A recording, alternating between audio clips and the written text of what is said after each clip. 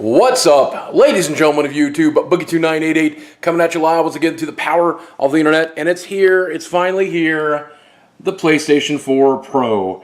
And yep, it just showed up from Amazon. We just got it delivered, and we're gonna crack into it. We're gonna take a look. We're gonna get it hooked up. I've been doing my research on the device here on my iPad all day. We'll talk about who I think this device is for. Should be some fun. Well, it seems like they changed the way they package their boxes. And that's nice because I hated the way they packaged the last few. I don't think it'll be as sleek as the PSVR was though, but oh, nice. All time to tell. Woo! Well, there's the device itself in all of its big flat glory now.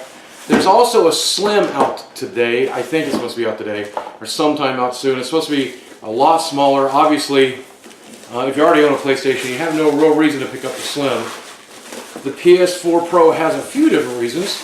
Probably my favorite of which so far is how much it looks like a hamburger. Look at this. Literally, the previous PlayStation 4 was like this, right? Like 2. Now they have 3 total segments. And so I guess the Xbox Pro will have 4 segments, 5 segments. It's basically a Big Mac. It's the Big Mac of consoles. Cords.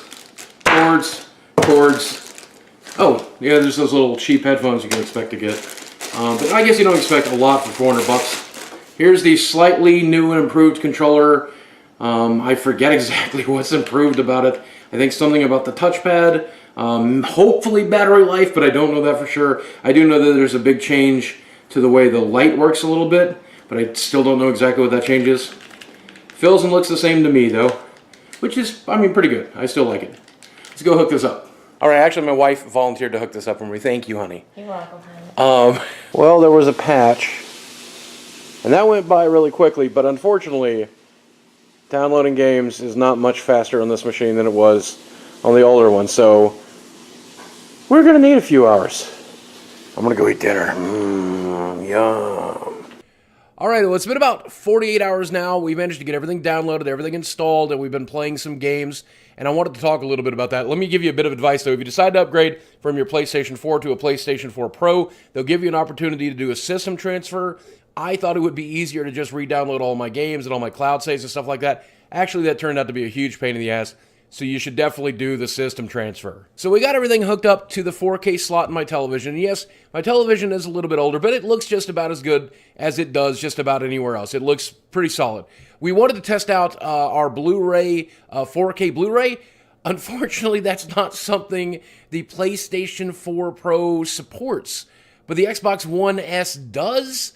And that's really weird because it's Sony, they're the people who own Blu-rays. Why they chose not to support their own type of disc, I honestly, is completely beyond me. We got a chance to hook up some of the PlayStation VR games, and I have to say, it did seem like the loading time on both regular games and PSVR seemed a little bit better, but not dramatically better, but it did seem to be a little bit better. The problem is, it was very difficult to test any of the games that are supposed to look better on the Pro because I simply don't own very many of them.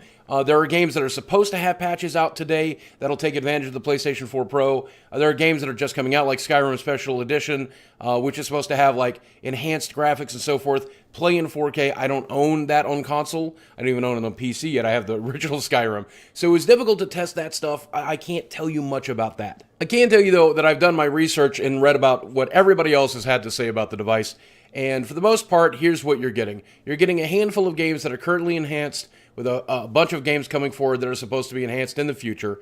And it's previous older games that'll get patches that make them enhanced that'll take advantage of the PlayStation 4 Pro. You are getting a 4K output for video, which is pretty good. I can tell you, though, personally, that I've definitely noticed a bit of a loading time shave off and a little bit of a stability shave off when it comes to either navigating the UI or some of the games that would slow down a little bit. I played Mortal Kombat X, and it looks absolutely fantastic. We played some of the VR games, and they look about the same to me. But then again, you got to remember, I don't have very, very good peepers, so that could just be me. So this, of course, leads me to the question we always ask when we open a product like this. Who is this product for? Who should purchase it? And who should steer away from it? And I think that if you currently do not own a PlayStation 4 and you are looking to pick one up, you should absolutely get the 4. If you can afford the $100 price tag difference between the PlayStation 4 and the PlayStation 4 Pro, you should absolutely get the Pro. The advantages are just no-brainers. It's definitely worth the $100. If you already own a PlayStation 4, then I think it might be okay to wait, because as of right now, all you're really getting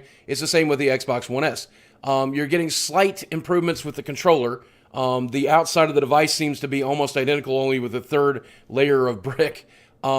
But you will be able to stream video in 4K to your 4K television. There are some games that will be up-res to 4K, even though that really won't change the way they look very much. And of course, there are some games, though it's a handful, that currently take advantage of the extra processing and the extra graphics units. And if you want to play one of those games and graphics are very, very important to you, but some reason you hate PC gaming, then this might be the right option for you. Now, we had long suspected that even though the specs for this PlayStation 4 are not that great, that they would use a lot of cheating techniques and things along that lines to make it look better than it normally would. This is something that companies have been able to do for a really long time. There are rumors right now that some games are running worse, though. Some of the games that were coded to take advantage of the PS4's previous architecture, they don't look great.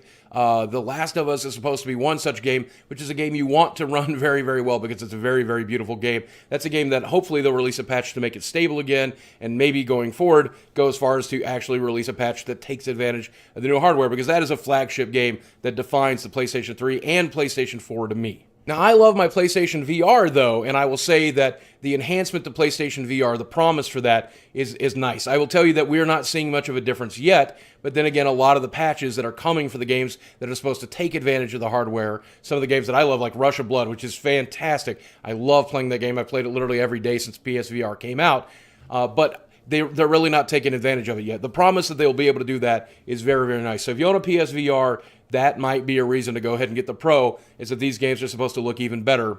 I just haven't seen it personally yet. I still say that this is not big enough of a leap of hardware. I really think they should have gone much, much higher. The guys over at PlayStation, though, were just trying to solve an answer to a problem, try to keep people from going to PC gaming. And the way that they thought that would be easy is done is not create a console that was comparable in power to a PC, or even a low-end PC these days, but they thought it would be to keep the price right around $400. And that's pretty reasonable, because I know a lot of people that play on consoles are very, very budget conscious.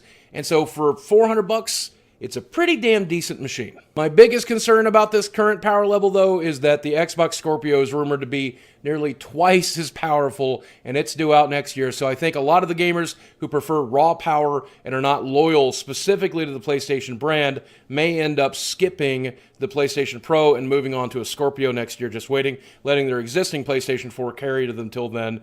Maybe they'll continue to use the PlayStation 4 Pro, but for their third-party games, use the Scorpio. It's a messy thing. It's basically really, really messy. They're trying to PC-ify the console market, and doing that is confusing and weird even to someone like me. I think the easy way to really judge the PlayStation 4 Pro is to forget that PC gaming exists and completely forget that Xbox is a competitor. And when you look at it in a very narrow, very closed sphere, this device is definitely better than the PlayStation 4. If you do not consider either of those options, then this is definitely an upgrade. And it's an upgrade that you'll probably want to make at some point if you can afford to do so. I still don't think you need to rush out and do it, though. But as usual, this is just one man's opinion. I could be wrong, and I so often am. I'd love to hear your opinion. Let me know in the comments section below. Do you plan to pick up a Pro? Do you plan to skip it? Do you think it's a good idea? Do you think it's a bad idea? Are you a PC gamer? Are you an Xbox gamer? Do you not even play video games anymore? You're just here because you like to look at my fat, smiling face? Let me know down below, and I'd love to read that. Guys, as always, thanks for watching. I'll speak with you again very soon. Me and my friends are going to go play some PSVR.